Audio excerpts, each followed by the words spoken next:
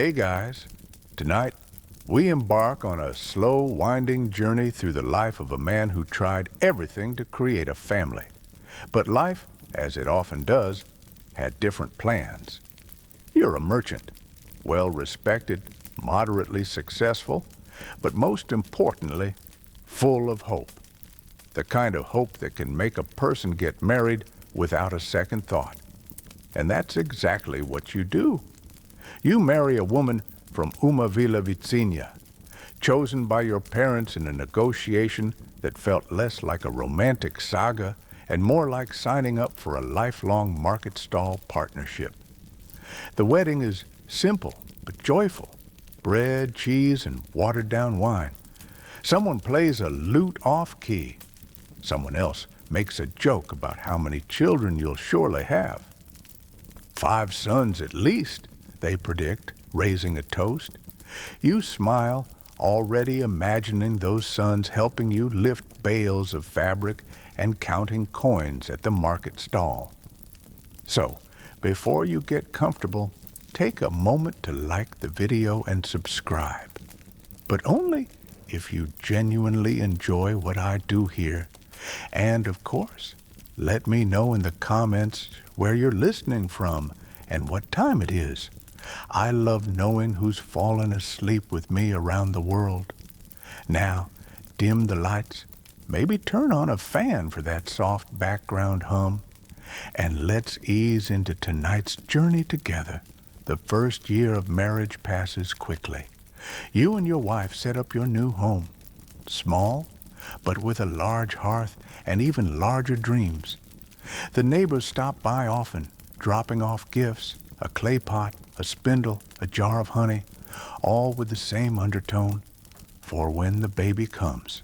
And you wait. At first, it's not even a concern. No one gets worried after a few months.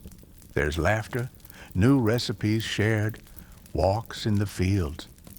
But by the second year, the questions start. First from your mother, casual with a gentle touch on your shoulder, then from neighbors, then from complete strangers at the market. And you, ever the optimist, keep smiling. Historically, marriage in pre-modern rural societies was as much about alliances and labor as it was about romance. Children meant security, extra hands for farming, successes for trade, and most importantly, a guarantee that your name would continue. This social structure wasn't exclusive to your little town.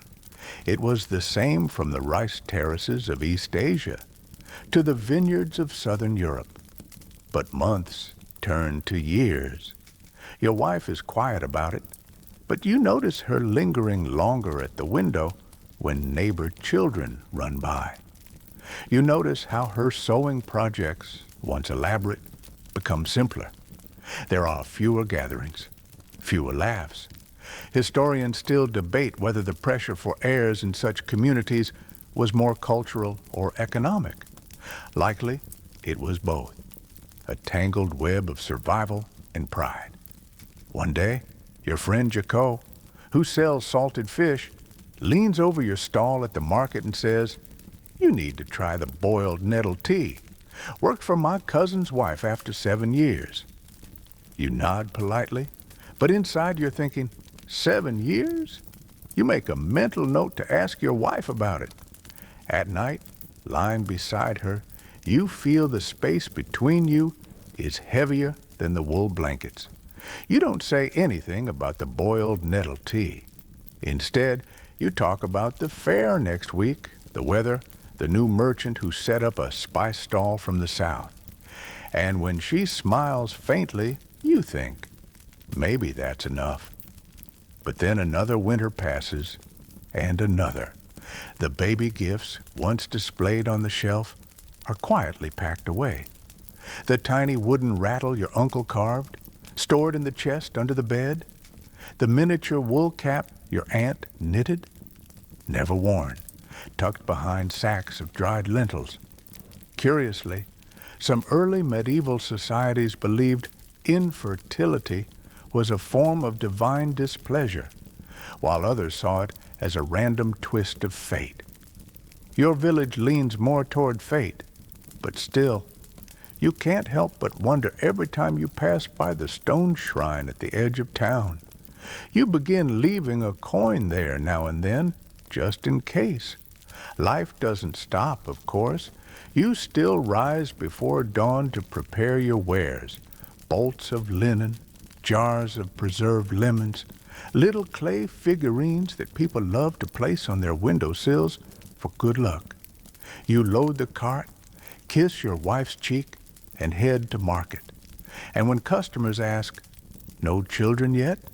because they always do, you smile, shrug, and change the subject to the quality of your fabrics. Oh, and by the way, leave me a comment letting me know if you've ever heard of those old folk remedies for fertility. Some are wild, but in your heart, something will have to change. And so, as spring blossoms in the fields once again, a quiet decision begins to take root in your mind, even if you're not ready to say it out loud yet.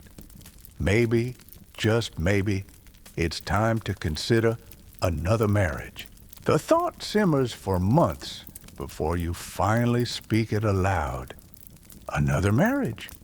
The words feel foreign in your mouth, like trying to pronounce the name of an exotic spice you've only read about on trade manifests. But in your world, in your time, this is neither scandalous nor cruel. It's practical. Men with land, with businesses, with standing, they marry again when heirs don't come. It's just what's done. Your first wife, seated by the hearth one evening, mending a tear in your market tunic, doesn't even look up when you broach the topic. "I thought you might," she says, knotting the thread calmly, as though you'd mentioned buying a new goat. You're relieved, and ashamed, and relieved again.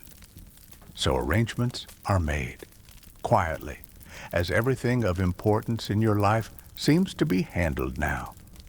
The second marriage is simpler than the first, less of a village event and more of a transaction.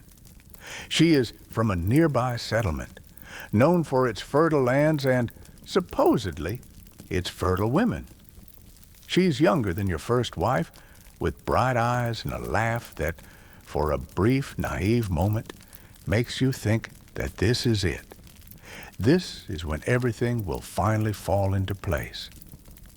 The first months are filled with that odd mixture of newness and discomfort.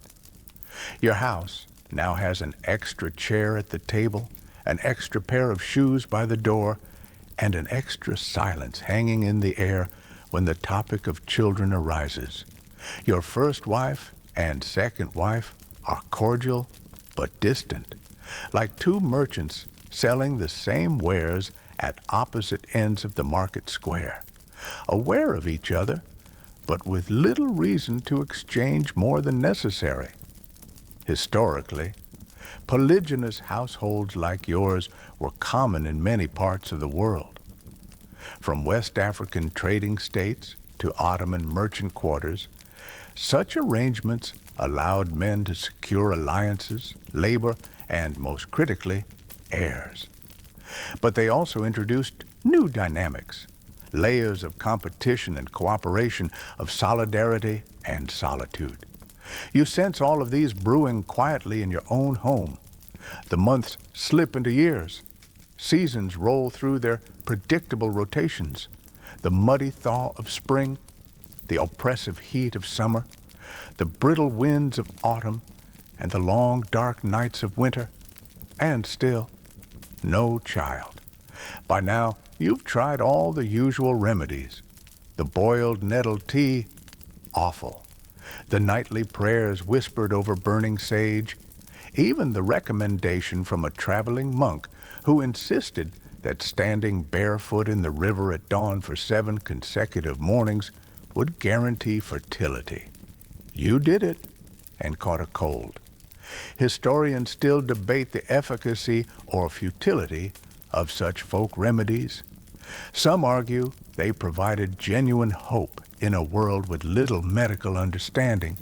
Others suggest they were more about giving people something, anything to do when faced with the unbearable void of waiting. Meanwhile, life continues. Your shop flourishes. Your fabrics are known for their quality. People come from 3 villages over to buy your preserved lemons. You even acquire a new cart, sturdier than the last, with iron-reinforced wheels that make your trips to market faster and less back-breaking. And yet, every time you pass a child playing in the street, tossing pebbles or chasing a wayward chicken, there's that familiar pinch beneath your ribs. At home, your 2 wives develop a quiet routine, working around each other like 2 weavers, sharing the same loom, careful not to tangle each other's threads. They even tend the garden together now, their conversations clipped but civil. Sometimes, when you watch them through the kitchen window, bent over rows of carrots and cabbages, you wonder if they commiserate in private about you and your shared, unspoken disappointment. Leave me a comment if you ever found yourself caught in one of those awkward domestic dynamics, where everyone is polite but the air is thick with what no one says aloud. It's during one of your market trips, about 4 years into your second marriage, that the thought first strikes you, not as a decision, but as a possibility, an idea gently nudging at the edge of your consciousness. Maybe a 3rd wife.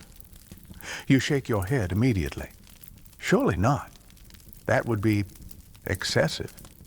But then you remember a man from the northern village, a wealthy leather merchant, has 4 wives and 6 children.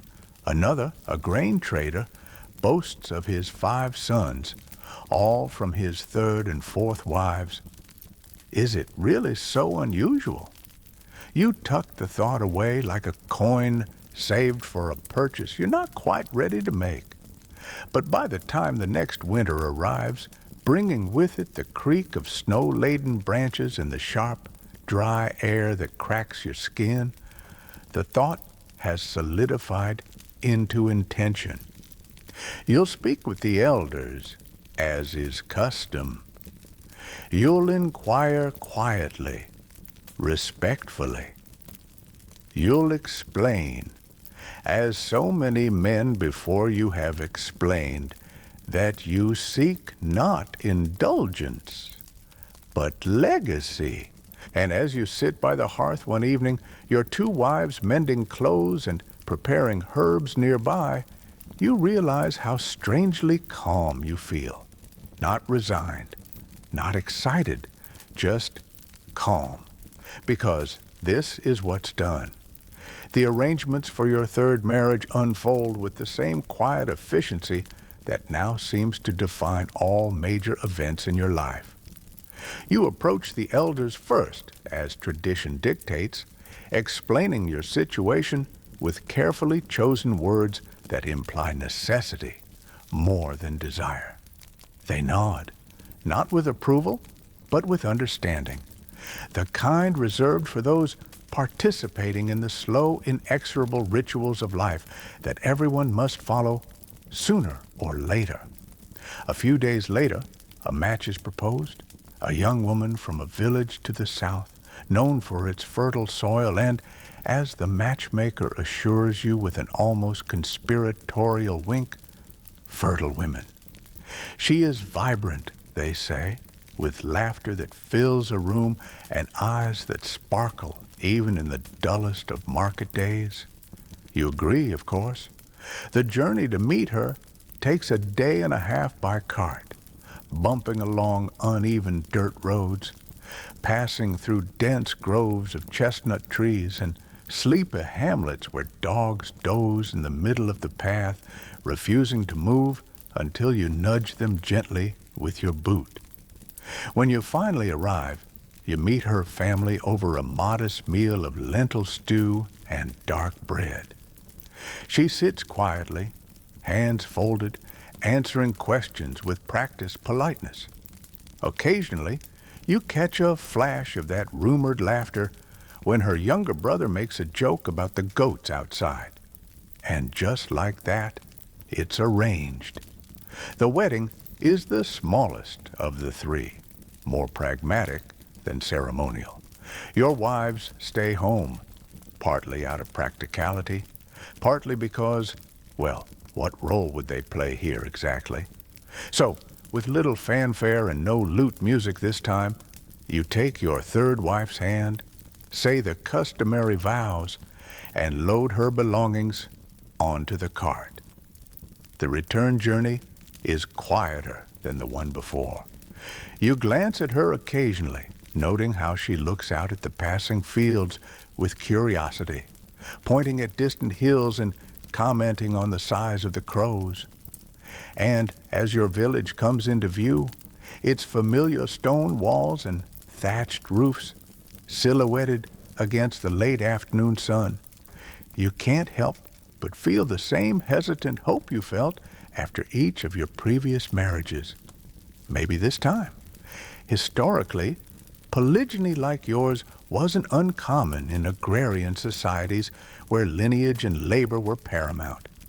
In some communities, marrying multiple women was even encouraged, a safeguard against the uncertainties of fertility, illness, or accident. But scholars still debate the emotional complexities such arrangements wrought.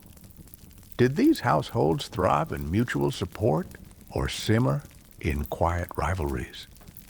You wonder about that now as you lead your third wife into the house that already holds two others.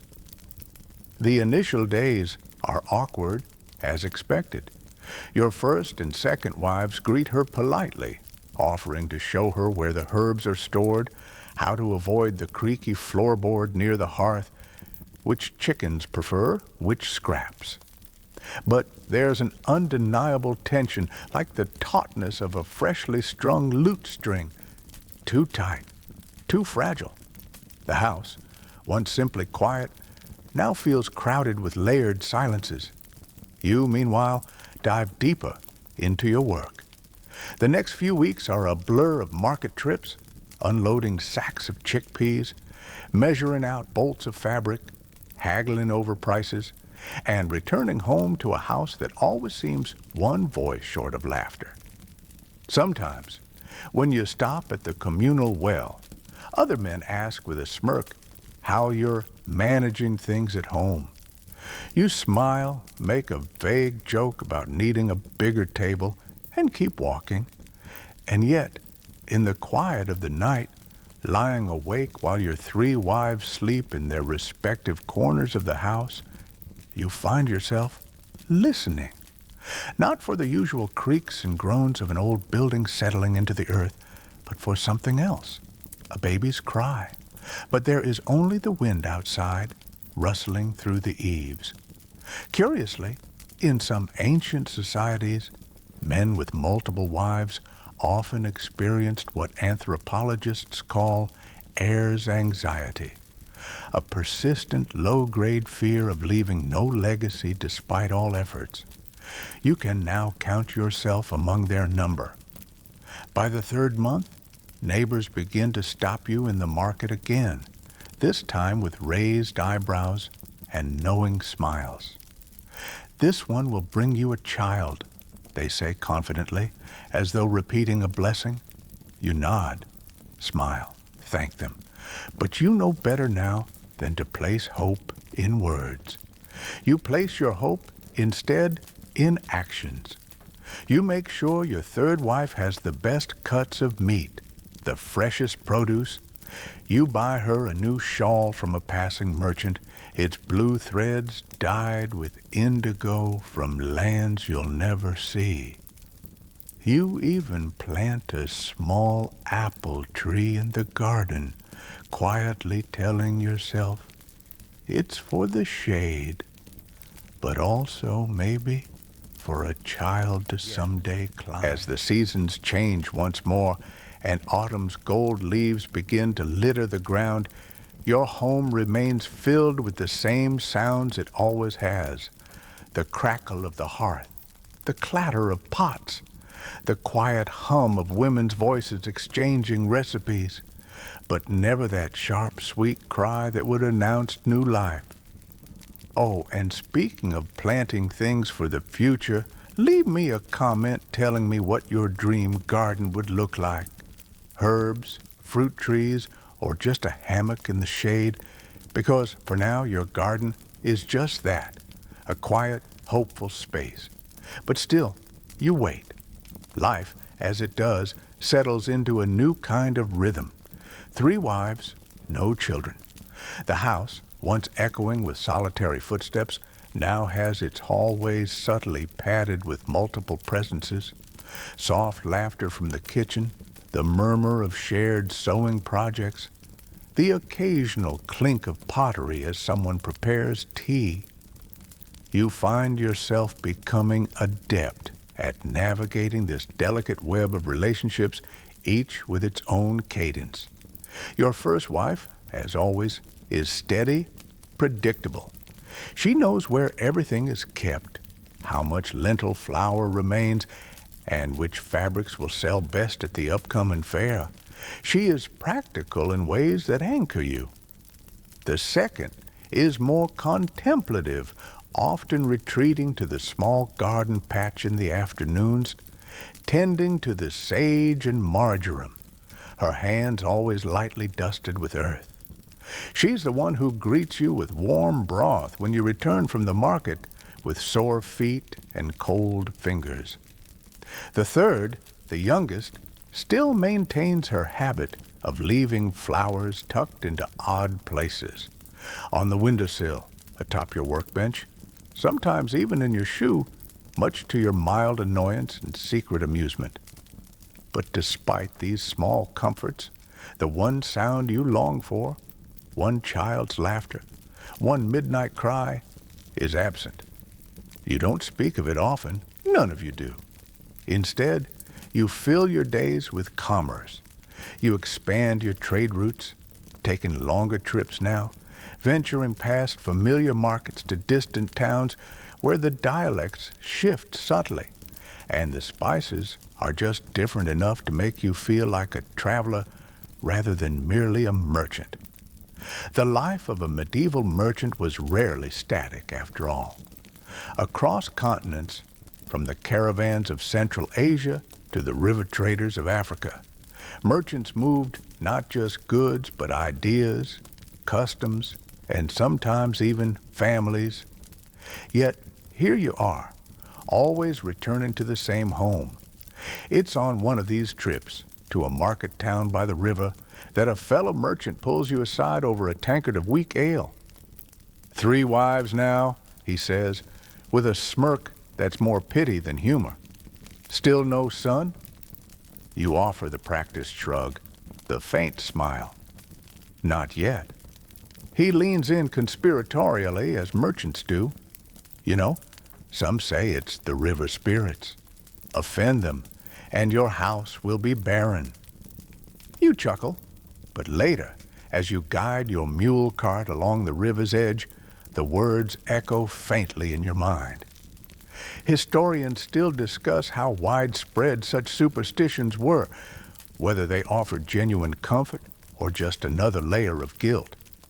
Either way, they persist, clinging to the edges of your thoughts like burrs on wool. Returning home, you find everything as it was. Your first wife is baking flatbread, the smell earthy and familiar. Your second wife is mending a tear in the market canopy. Your third is humming a song you don't recognize, her hands weaving dried lavender into a wreath. It all feels normal. And yet, there are subtle changes. You notice how your first wife sighs more often now when she believes no one is listening. How your second has taken to watching the neighbor children with a gaze that lingers a little too long. How your third has started sleeping in later, her mornings no longer filled with flowers, but with quiet, contemplative walks along the garden wall. At dinner, the conversation meanders from market prices to the weather to the neighbor's new goat. But not once does anyone mention children. It's as if the house itself has decided it's too tired for that particular hope.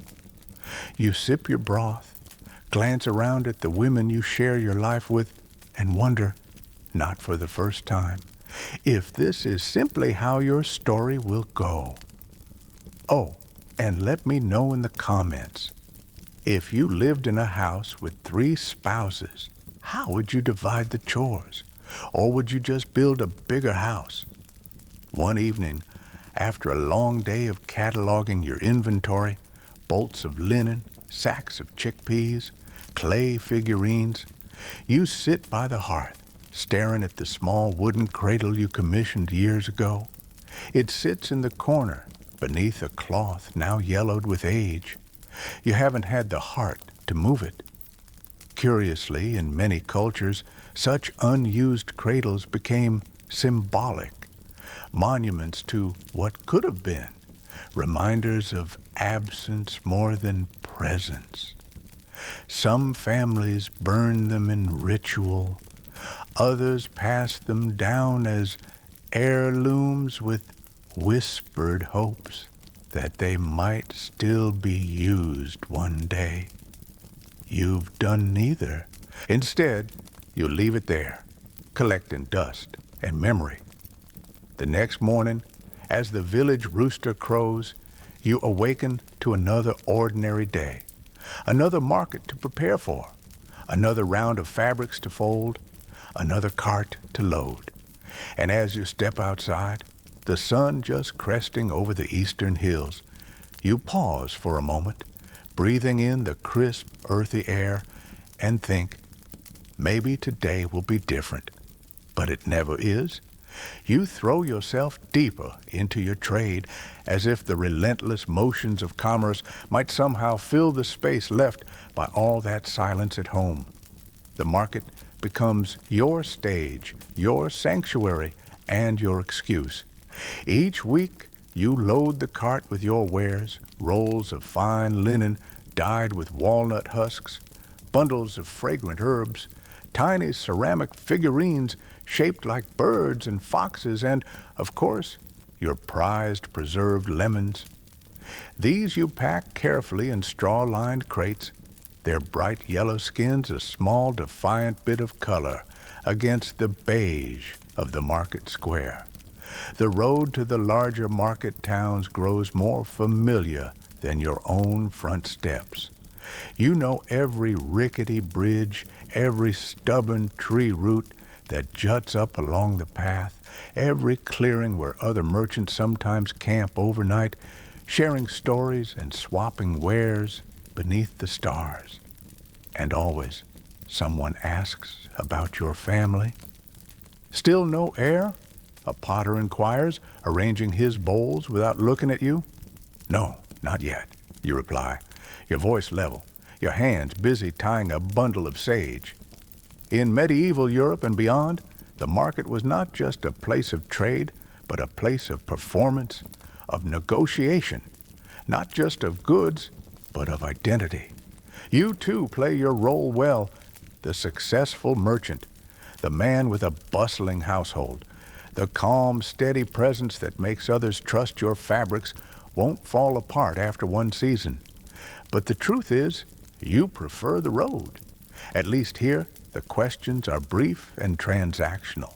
At home, they are silent, but constant. Your 3 wives maintain the household in your absence, each carving out her space in the shared routine. Meals are prepared together with practiced efficiency. The garden is tended by whomever has the time that day, and the fire is always kept burning, even if the conversations sometimes flicker out before they really begin. Historians still debate whether polygynous households of this kind fostered solidarity among wives or bred quiet resentments that never quite healed.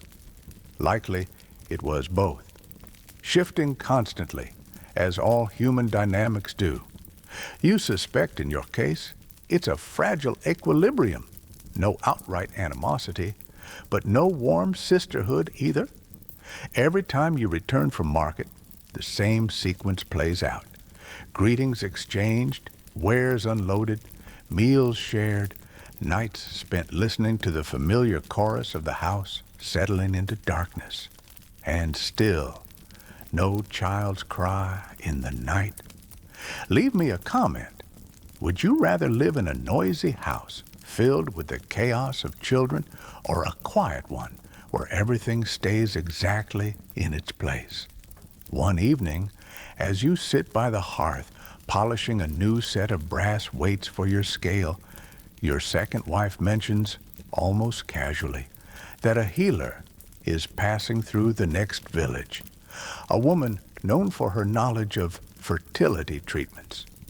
You glance up, instinctively curious, then immediately tamp it down.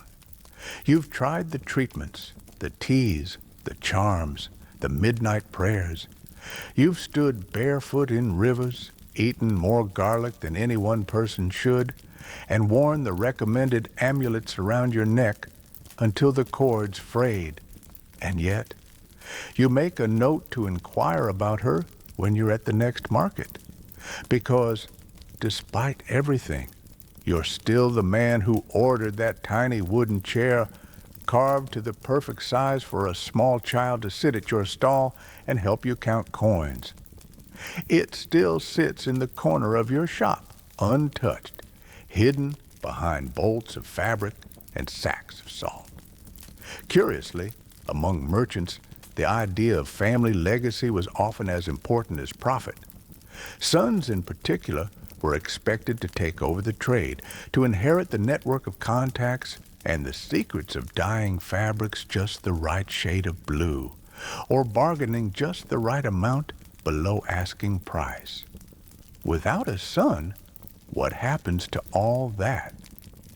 The thought hovers at the edge of your mind more often now, especially when you see younger merchants training their children, showing them how to weigh spices or haggle over goats. At night, as you lay in bed, the rhythmic sound of your third wife's breathing beside you, you stare at the ceiling and wonder how much of your identity is tied up in this idea of passing something on. Is it about family or about permanence? Oh, and speaking of legacy, drop me a comment about what kind of tradition or skill you'd want to pass down if you could. Because right now, you're not sure what yours will be. The next morning, you wake before dawn, as always, to prepare for another market. You hitch the mule to the cart, check the leather straps for wear, and glance back at the house. Its windows still dark, the garden gate swinging slightly in the breeze. And as you set off down the road, the wheels creaking familiarly beneath you, you find yourself wondering whether you'll return with something new this time, something different. But for now, it's just another market day. The healer turns out to be exactly the kind of person you'd expect, draped in layers of linen, dyed an indeterminate shade of brownish green, with fingers stained from herbs, and a voice so calm it makes you feel like she's always on the verge of falling asleep. You meet her at a small stall wedged between a potter and a beekeeper, her table cluttered with bundles of dried plants, small vials of cloudy liquids, and little carved charms and shapes that may or may not be animals. She listens to your story without judgment, nodding slowly, as if she's heard this tale 100 times before, and she probably has. "You must sleep," she says, with your head pointed northeast, your feet bare, and your door open to the moonlight. You blink, halfway between skepticism and that quiet, desperate hope that sneaks in despite everything. Then she hands you a sachet of herbs, mugwort mostly, with something else you can't quite identify and instructs you to place it under your pillow. You buy it, of course, because why not? Historically, such remedies were a blend of botanical knowledge, local superstition, and the human need to feel like you're doing something, anything, when life refuses to cooperate. Scholars still argue over whether these rituals provided any real physiological benefit or merely served as placebo, a way to soothe anxious minds with the illusion of control. You follow her instructions to the letter. Your wives play along, politely, patiently, as they have with every other attempt before this one. Your first wife adjusts the bed so it faces northeast. Your second places the sachet carefully beneath your pillow. Your third leaves the door open to the moonlight, though the breeze makes the curtains dance like ghosts. And that night, you lie there, staring at the ceiling beams, listening to the nocturnal chorus of crickets outside and the occasional snort from the mule in the stable. No miracles occur, but also no harm is done. Life continues. Your household has by now settled into a kind of functional choreography. 3 women moving through the space, alternating tasks with minimal friction. The meals are simple but well prepared. The laundry done in efficient batches. The garden yielding its modest harvests of onions, cabbages, and herbs. You'd think that living with 3 spouses might feel crowded, complicated, chaotic even, but in truth, it feels more like living with 3 reflections of the same quiet resignation. At times, you wonder if they find more companionship in one another than in you. Leave me a comment. Would you rather live with 3 quiet companions or one particularly noisy one? One afternoon, as you return from the market with a fresh batch of indigo-dyed wool, you find your wives seated together in the courtyard, shelling peas into a large wooden bowl. They're laughing, not politely, not distantly, but genuinely, the kind of laughter that makes you pause in the doorway unnoticed and just watch. You haven't heard that sound in months. It's oddly comforting and slightly alienating all at once. You unload the wool, hang up your cloak and join them, taking a handful of peas and adding your rhythm to theirs. The conversation meanders lazily through recipes, neighbor gossip, and speculation about the weather, avoiding, as always, the one topic none of you seem willing to broach directly: the unspoken absence. Curiously, in many pre-modern societies, infertility was often a communal burden, shared in silence more than words. Some families turned to adoption.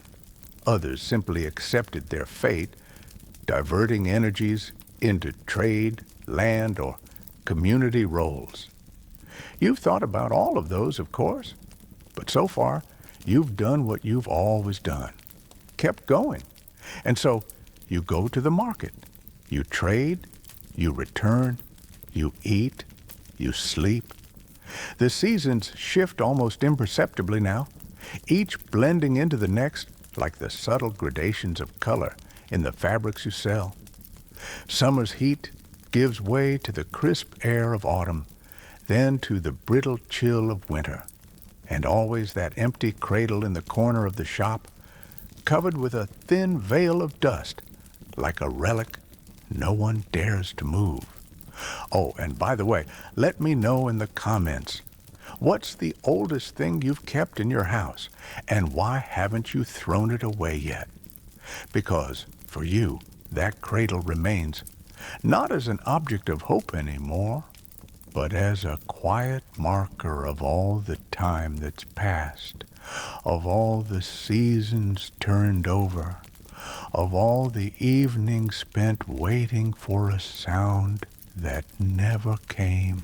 One night, as you stand at the doorway watching the moonlight spill across the garden, Your third wife comes up beside you, wraps an arm around your waist, and says simply, "Maybe we're enough."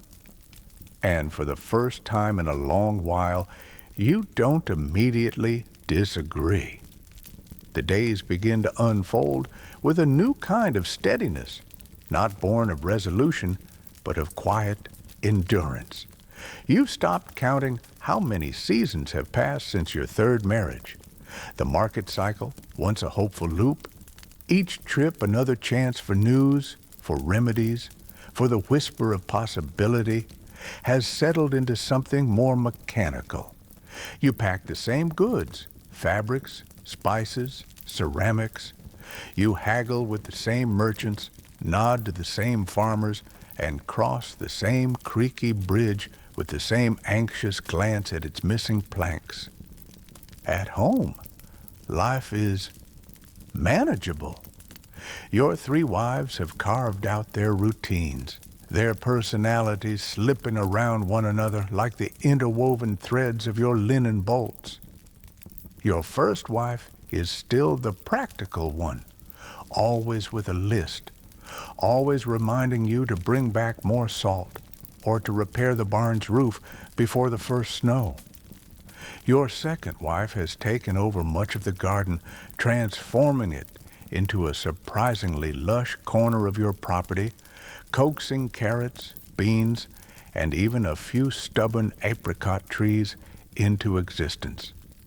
Your third wife, ever the dreamer, spends long afternoons weaving intricate patterns into the cloth you trade, her fingers nimble, her mind often somewhere else entirely. You notice, now more than ever, how they lean on one another. You'd feared rivalry, jealousy, what the stories always warned about when men brought multiple wives under one roof. But what has settled between them isn't rivalry. It's solidarity. Sometimes you hear them in the evening, sitting together by the hearth after you've gone to bed, their voices a low murmur, weaving stories or perhaps sharing memories you're not part of. Leave me a comment. Do you think solidarity always beats rivalry, or does it depend on the people? You can't quite decide. The village, for its part, has long stopped asking about heirs. The questions that once hovered at the edge of every conversation have drifted away, replaced by other topics. The quality of your wares, the new bridge being built near the river, the rumors of a market opening up further east. In medieval communities, especially those tied closely to trade, the lack of an heir would once have been a significant concern. But historians still debate whether economic success could ultimately outweigh the perceived social failure of childlessness. For you, it seems, it has. Your shop is thriving. The market towns know your name. People come looking specifically for your fabrics, your preserved lemons, your wife's woven patterns. And yet, the cradle remains. You've stopped dusting it. At first, it was out of habit, something you did once a week, almost ritualistically, preserving it in pristine condition just in case. But then, one week, you forgot. And then another. Now, when you catch sight of it, half obscured behind a stack of fabric bolts, you feel nothing in particular. Not hope, not grief. Just recognition. It's part of the furniture now. Curiously, across many cultures, objects meant for children who never arrived often took on a new liminal significance. They became artifacts of lives imagined but unrealized, quiet testimonies to the spaces between expectation and reality. That cradle in your shop is just such an artifact. One day, after returning from market, your second wife stops you as you unload the cart. "We should plant something new," she says, almost out of nowhere. You pause, sack of chickpeas in hand. "What?" She gestures to the far corner of the garden where an old patch of earth has lain fallow for years. A tree, something tall. You look over at the space, then at her. She's not smiling exactly, but there's something determined in her expression. Later that week, the whole household gathers there, your wives kneeling in the soil, your hands gripping the young sapling's trunk, guiding it into place. You all take turns covering its roots with earth, patting the soil down gently, like tucking in a child for sleep. Oh, and while we're on the topic of planting things, let me know in the comments, what kind of tree would you plant if you wanted it to outlive you? Because that's exactly what this tree is for. Not for shade, not for fruit, not for decoration, but for permanence. And as you stand there, the late afternoon sun filtering through the leaves of the older trees, casting long shadows across the garden, you realize something quietly radical. You don't need to fill the house with children to leave something behind. You just have to keep planting. The nights grow colder now, and with them comes a shift in your routine. The market trips, once as frequent as the turning of the wheel, now space themselves out with the seasons. Trade slows in the winter months, as it always has, with roads turning to mud and the rivers swelling beyond their banks.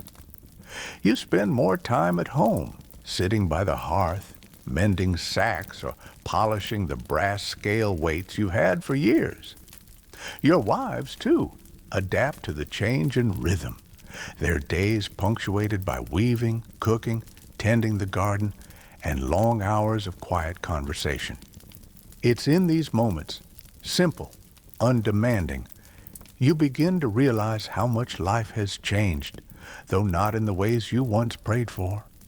At night, you walk the perimeter of your property, listening to the wind in the bare branches of the apricot trees, and to the distant bark of dogs, warning of foxes.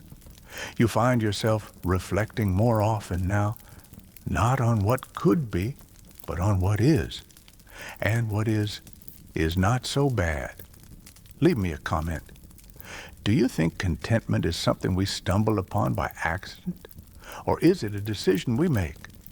Inside, your wives sit close to the fire, your second wife mending a tear in one of your market tunics, your third wife quietly adding rows to a weaving project, your first wife dicing root vegetables for a stew. The scene could be from any evening in the last 5 years, or the next 5. Curiously, in many medieval societies, especially among merchants, the home was not only a private refuge, but also an extension of the business, often doubling as a workshop, a warehouse, a planning room for future ventures. Yours is no different. Bolts of fabric lean against the walls in the main room. Sacks of dried goods are piled neatly near the door. The ledger sits always open on the table, ink pot ready for entries about goods traded, debts owed, promises made.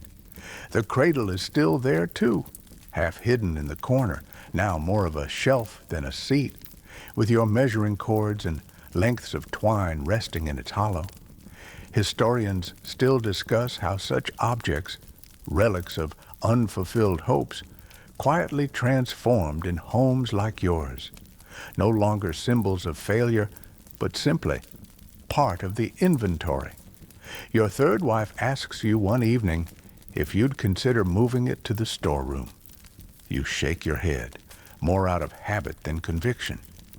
No, you say softly, it belongs here. She doesn't press the matter, and so it stays. The market calls you less often now, but when it does, you make your trips with the same care as always, packing your goods with precision, adjusting the mule's harness, checking the iron-rimmed wheels for cracks.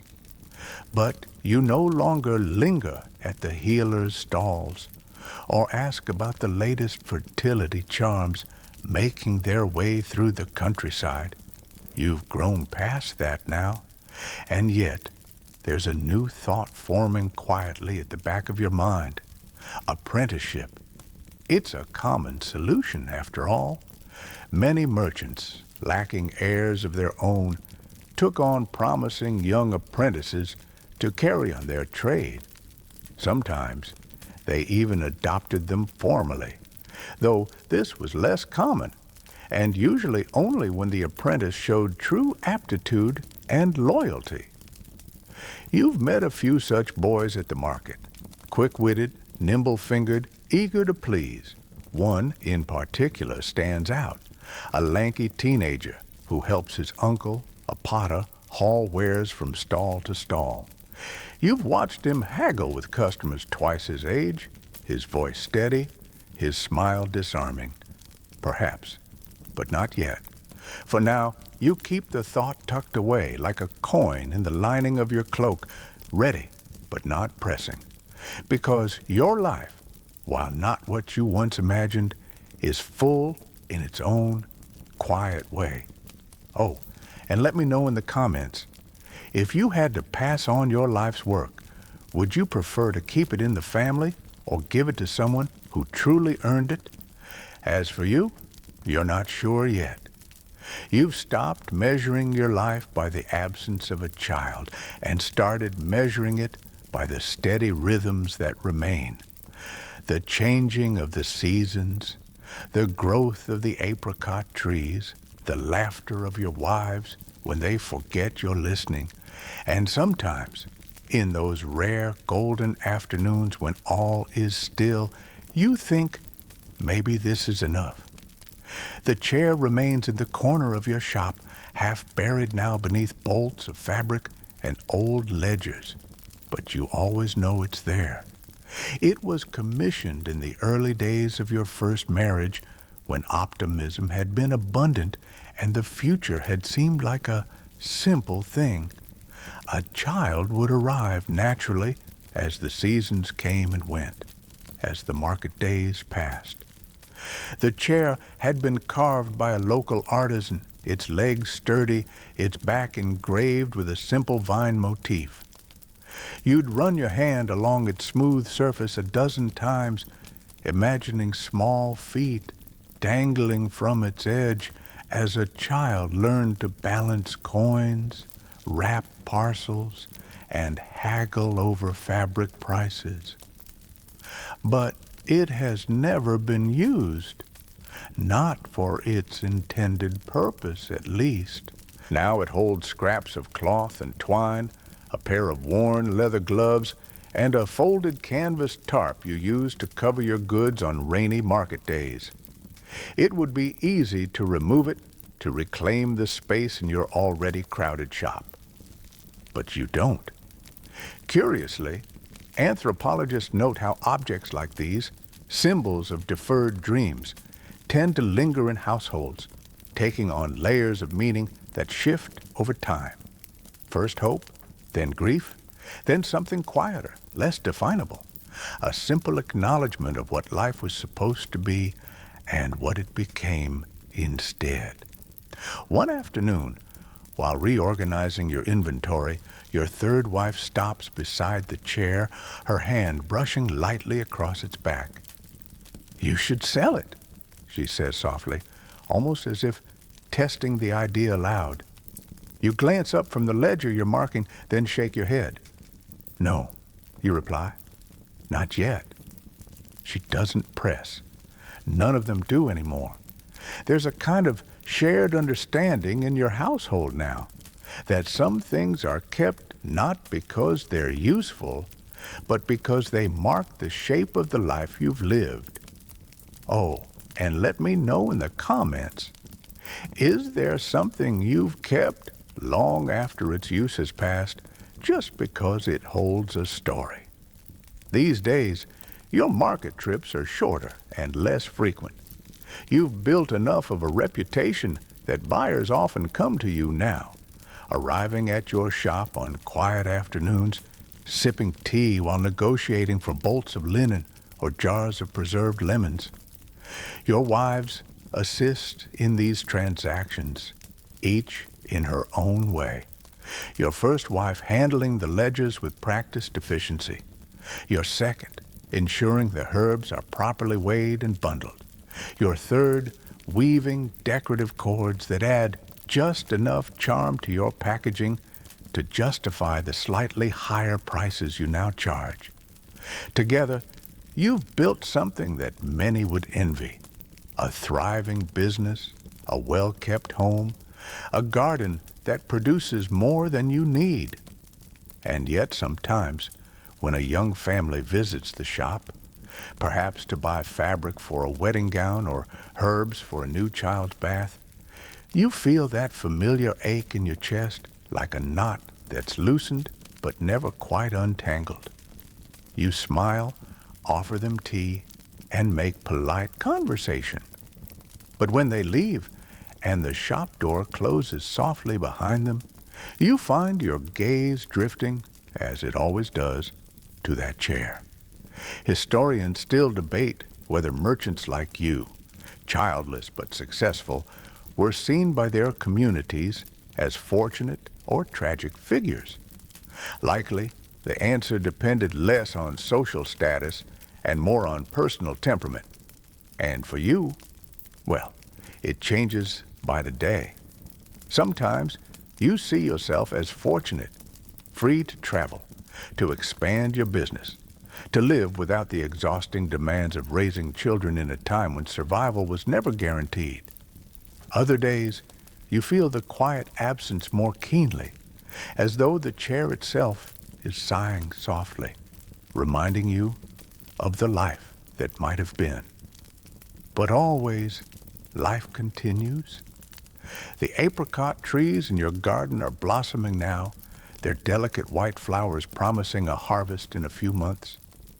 Your second wife tends them with care, while your third begins weaving a new pattern into a length of wool, dyed the softest shade of indigo. Your first wife is, at this very moment, standing behind the shop counter, haggling with a farmer over the price of 2 bolts of linen. And you are sitting on a stool beside the chair, polishing a set of brass weights, listening to the familiar creak of the floorboards and the occasional burst of laughter from the women in the kitchen. It is not the life you planned, but it is the life you've made. Over time, you begin to notice how easily your stories flow at the market. It starts small, perhaps a simple deflection when a traveling merchant asks about your sons. You smile, nod, and say, "They're well." The lie tastes strange in your mouth the first time, but it's not quite a lie, is it? It's a story, a narrative more convenient than truth, woven as easily as the cloth your third wife spins in the evenings. Soon, these stories grow more elaborate. You speak of your eldest, strong and clever, who helps load the cart with fabrics before each market day, of your middle child, who has a knack for spotting the finest apricots before they ripen, of your youngest, shy but kind, who loves to sit on your lap as you tie bundles of herbs. None of them exist, of course, but sometimes, as you recount these tales, you can almost see them, and the customers nod, laugh, and share their own parenting woes. Curiously, historians note how merchants and travelers often spun such tales, not out of malice, but as a form of social camouflage, a way to fit seamlessly into the fabric of communal life, where questions about family were not just small talk, but measures of identity and worth. You find that the more you tell these stories, the easier they become. Soon, it's almost automatic. "Oh, yes," you say to a farmer's wife, "my second boy is just about your son's age." You don't feel guilt, exactly, just relief. Because with these imagined children, You no longer have to navigate the awkward silences or the sympathetic looks. And in a strange way, they give you something you didn't expect. A version of the life you thought you'd have, carried out in words, if not in flesh. Leave me a comment. Do you think there's harm in crafting stories about ourselves that aren't quite true if they make life easier to bear? At home, the chair remains, but now you find yourself weaving these imaginary lives around it too. Sometimes, when the shop is quiet and your wives are in the garden, you sit in the chair yourself, just for a moment, leaning forward with your elbows on your knees, imagining a child sitting across from you, asking questions about fabrics, about trade routes, about the strange spices you sometimes bring home from distant markets. It's not sad exactly, just peaceful. Your wives, though they've never commented directly on your market stories, seem to understand. After all, they've begun telling their own. You overhear your first wife at the well, mentioning how the eldest is getting so tall. Your second, chatting with the herb seller, says, he loves the apricot blossoms just like I do. Your third laughs with the weaver from the next village. Our youngest can't sit still for a minute. And so, together, you all participate in this quiet fiction, this gentle conspiracy of imagination. Historians still debate whether such collective narratives in pre-modern households served as coping mechanisms or as subtle acts of resistance against societal expectations. For you, it feels like neither. It feels like survival. One evening, as you return from the market, your cart slightly lighter and your coin purse heavier, you pass by the chair and, without thinking, run your hand along its back, just as your third wife did months ago. The wood is smooth, worn now by time and dust and the occasional brush of passing fabric. You pause for a moment, then move on, hanging your cloak by the door and calling out to your wives that you're home. Their voices echo back, warm and familiar. Dinner is already simmering on the hearth. Later that night, as you all sit together, eating and sharing news of the market, of new merchants arriving in town, of a neighbor's recent wedding, you realize that these shared stories, real and imagined, have woven themselves into something sturdy. Not quite the legacy you envisioned, but a kind of fabric nonetheless. Something that holds, something that lasts. The suggestion comes unexpectedly over a bowl of lentil stew on a quiet evening, long after the first frost has curled the last leaves of the apricot trees into brittle shells. Your third wife sets down her spoon, glances at you and says, "We should go to the temple." At first, you think she means the small shrine at the edge of the village, the one where you've left countless coins over the years, whispered too many silent prayers into the cracks of its weather-worn stones. But she doesn't. She means the great temple, the one across the valley, past the river and the ridge, 3 days' journey by cart. The place known not just for its towering stone walls or its ancient statues, but for the promise that if you go there, if you make an offering, if you speak the right words, you might be heard. You pause, spoon halfway to your mouth, feeling the familiar tug between hope and weariness. Your first wife is the one who answers first. We've been to the healers. We've tried everything. But your third wife doesn't flinch. Not this. Your second wife looks at you, her gaze steady but unreadable. Curiously, in many medieval societies, pilgrimage was seen not only as an act of devotion, but as a form of last resort. a physical manifestation of hope when all other avenues had been exhausted. Historians still debate whether these journeys were more about seeking divine intervention or simply about proving to oneself that every effort had been made. You set down your spoon and you nod. 3 days later, you are hitching the mule to the cart, loading provisions, wrapping parcels of bread and dried meat in cloth, tucking flasks of water into the corners.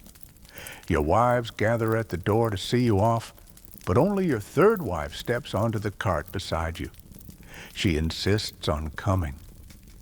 The journey is long and slow, the roads softened by autumn rains, the hills blanketed in mist that clings to the trees like cobwebs.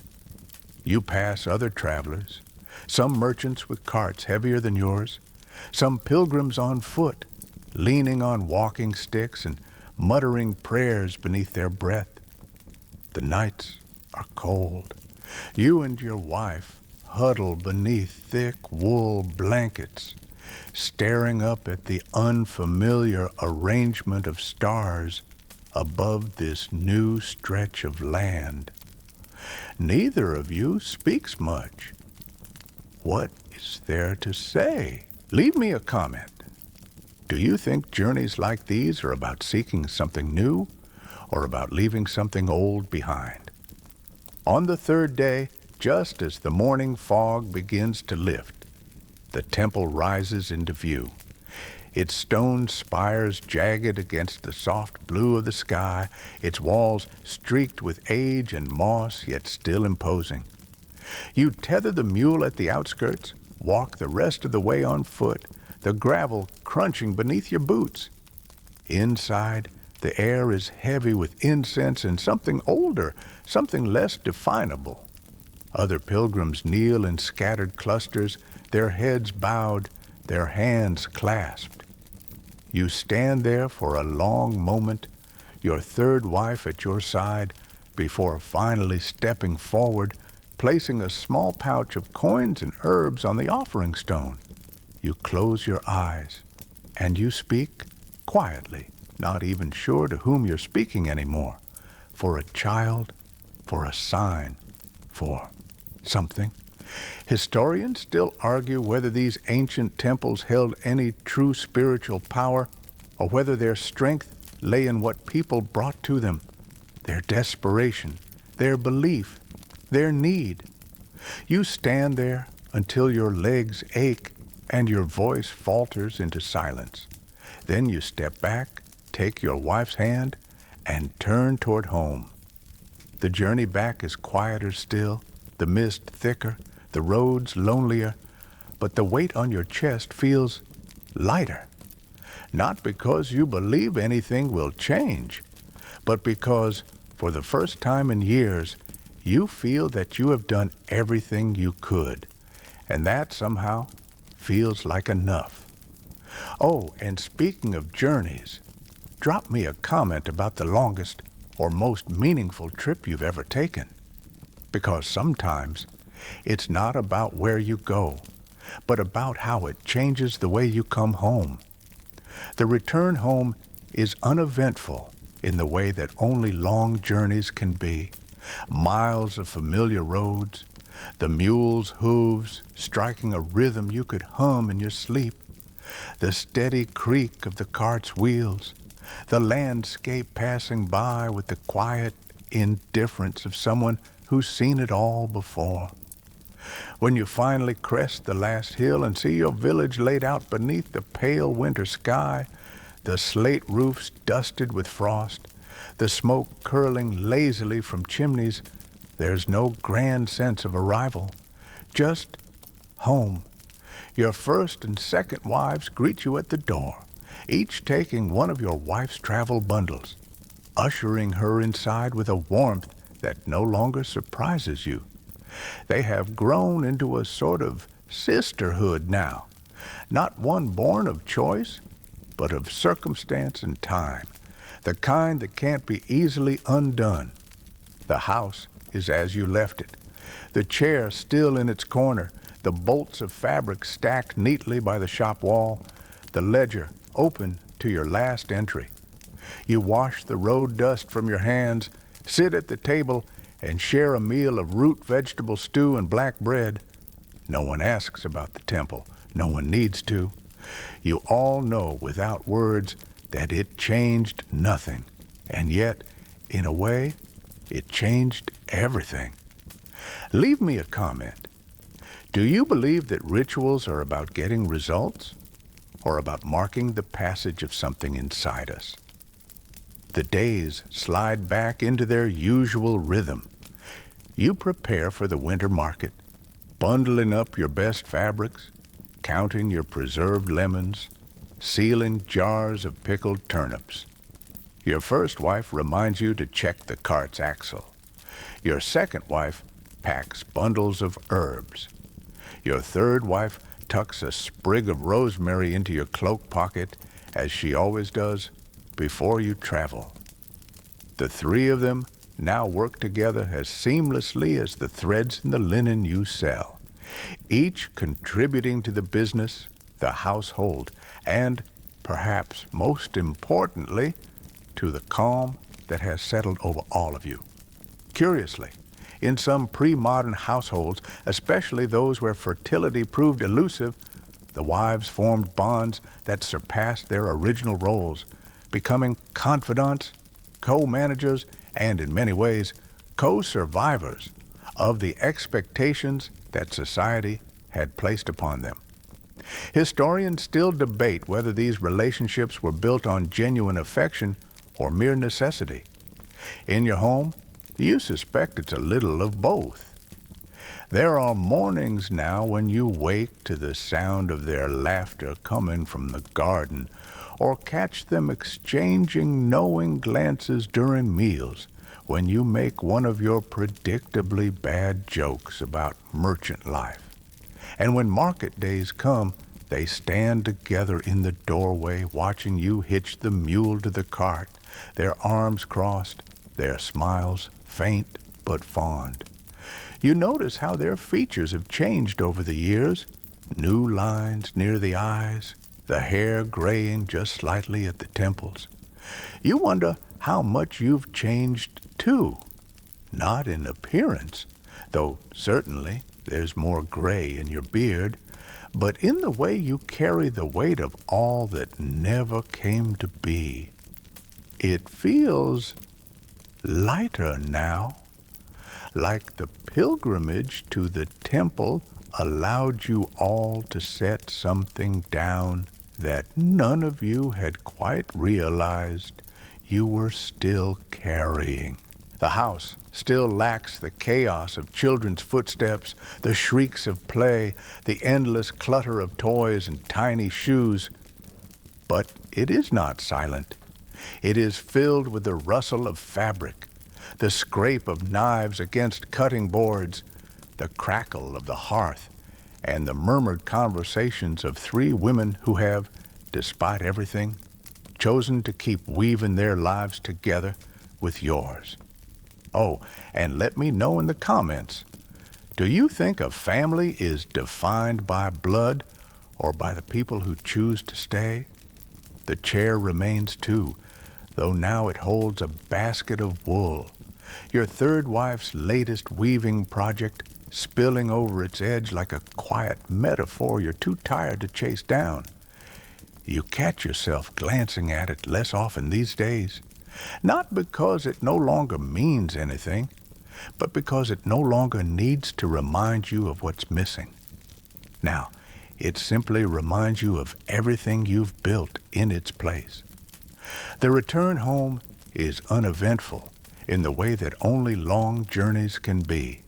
Miles of familiar roads, the mule's hooves striking a rhythm you could hum in your sleep, the steady creak of the cart's wheels, the landscape passing by with the quiet indifference of someone who's seen it all before. When you finally crest the last hill and see your village laid out beneath the pale winter sky, the slate roofs dusted with frost, the smoke curling lazily from chimneys, There's no grand sense of arrival, just home. Your first and second wives greet you at the door, each taking one of your wife's travel bundles, ushering her inside with a warmth that no longer surprises you. They have grown into a sort of sisterhood now, not one born of choice, but of circumstance and time, the kind that can't be easily undone. The house is as you left it, the chair still in its corner, the bolts of fabric stacked neatly by the shop wall, the ledger open to your last entry. You wash the road dust from your hands, sit at the table, and share a meal of root vegetable stew and black bread. No one asks about the temple. No one needs to. You all know without words that it changed nothing, and yet, in a way, it changed everything. Leave me a comment. Do you believe that rituals are about getting results, or about marking the passage of something inside us? The days slide back into their usual rhythm.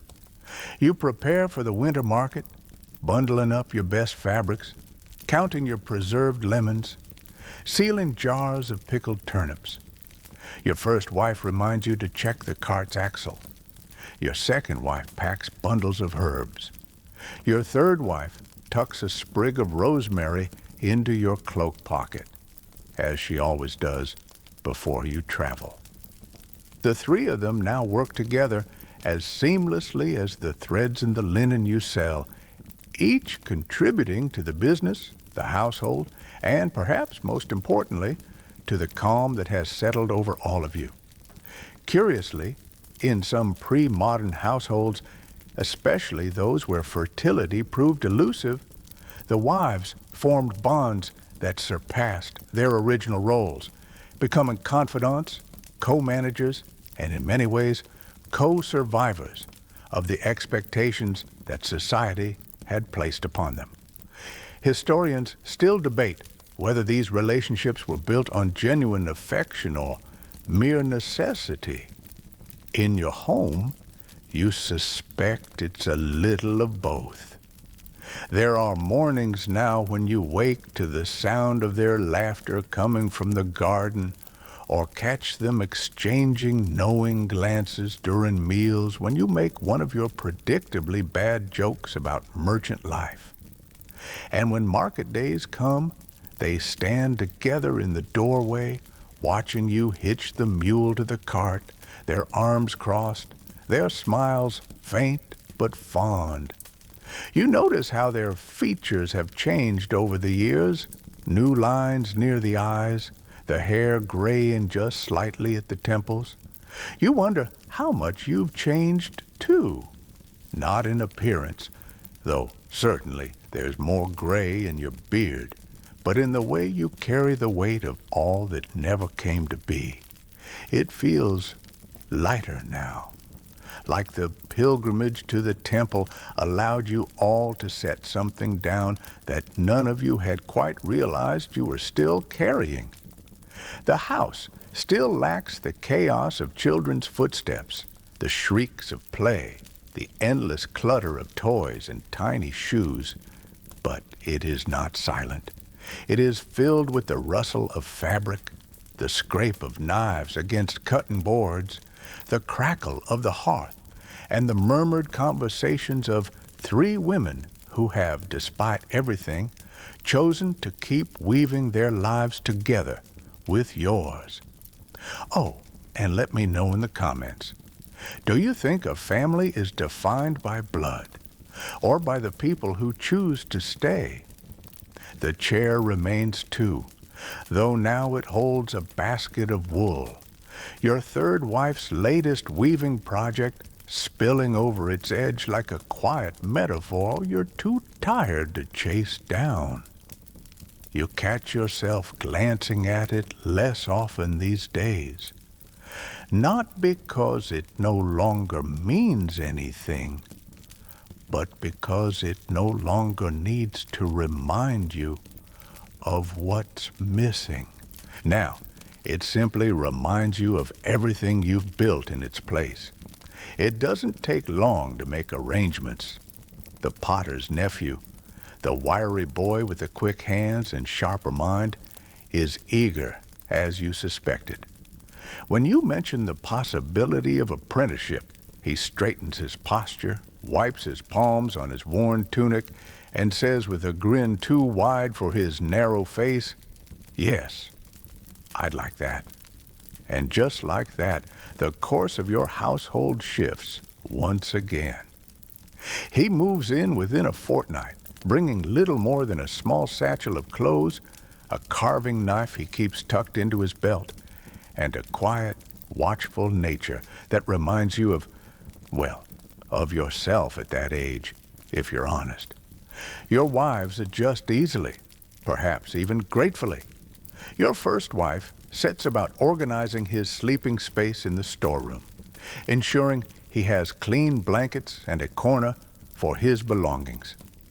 Your second wife insists he sit at the table with you all at meals, and your third wife, ever the playful one, teases him about his too large boots and his awkward way of carrying bolts of fabric.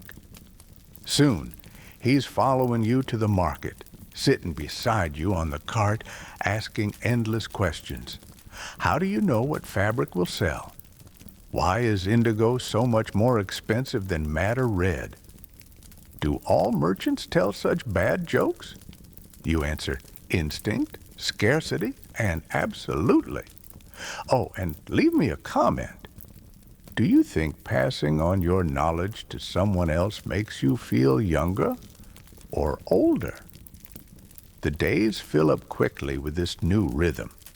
You teach him how to check the tightness of the mule's harness, how to fold fabric so it doesn't crease in transport, how to haggle just enough to make a sale without offending. You show him how to balance the scales when measuring out spices, and how to identify when a customer is more interested in a conversation than a purchase. He picks it all up with astonishing speed. Your customers notice first. "Who's the boy?" they ask, eyeing him as he loads parcels or counts out coins with practiced fingers. "My apprentice," you say, with a nod that feels more natural each time. Curiously, in many historical contexts, apprentices like this one would not just learn the trade, but would also become part of the family structure itself. Sometimes formally adopted, sometimes simply folded into the household through years of shared labor and life. Historians still debate how much of this was about affection and how much was about ensuring that a merchant's hard-earned skills didn't vanish with him. You suspect, once again, both. At home, the boy slips easily into the domestic patterns already in place. He helps your first wife with inventory, learns herb drying techniques from your second, and to your third wife's endless amusement, proves utterly useless at weaving. "Stick to fabrics already made," she laughs, pulling the shuttle from his clumsy hands and making him promise to never attempt it again. Your household, once heavy with the absence of a child, now hums with the presence of this new life, this unexpected, unofficial son.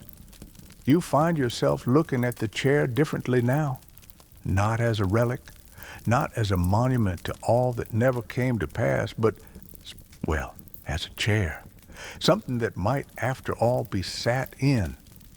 One evening, after a long day at the market, you find him perched there, tying lengths of cord for packaging. He looks up and says, "Is this your chair?" You pause, and then you shake your head. "No," you say, sitting beside him. "It's yours now." Oh, and speaking of passing things on, let me know in the comments. What's something you've inherited that wasn't what you expected, but turned out to be exactly what you needed? Because sometimes what we set aside as loss becomes something entirely new when we least expect it. The weeks pass, then months, with your apprentice becoming not just a helper, but a fixture, woven seamlessly into the fabric of your household, much like the apricot trees now firmly rooted in your garden. He's no longer the quiet boy who first sat nervously beside you on the market cart. Now he argues over prices with confidence, recognizes regular customers by name, and even offers unsolicited advice on your packaging methods, to the great amusement of your wives. Your first wife has him practicing ledgers, teaching him to balance accounts with the same rigor she once applied to your shop's earliest days. Your second wife makes sure he knows the names of every herb in the garden, quizzing him until he can identify them by scent alone. Your third wife, well, she still teases him mercilessly about his weaving attempts, but also ensures his cloaks are mended before each market trip. At night, after the shop is closed and the hearth crackling, he sits with you all at the table, eating stew, sharing market gossip, sometimes even telling stories of his own. And one evening, without realizing it, you call him son. The word slips out naturally, without ceremony. He doesn't even flinch, just continues tying up bundles of sage for the next market. And you realize this, then, is how legacies are made. Not always through blood, not always through the fulfillment of long-held dreams, but through the quiet, gradual accumulation of shared work, shared meals, and shared life.